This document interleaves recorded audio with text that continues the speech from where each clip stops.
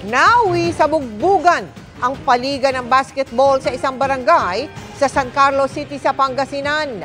Sa kuha ng CCTV, maayos ang laro noong una, pero maya-maya bigla na lang nagkagulo.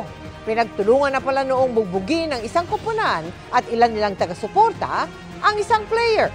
Kwento ng biktimang nagtamo ng mga sugat sa katawan, bigla na lang siyang siniko saka sinuntok ng kalaban matapos niyang itaas ang kanyang kamay para sana harangin ang may hawak noon ng bola. Ayon sa pamunuan ng barangay, pag-aharapin nila ang biktima at ang mga nambugbog para magkaayos.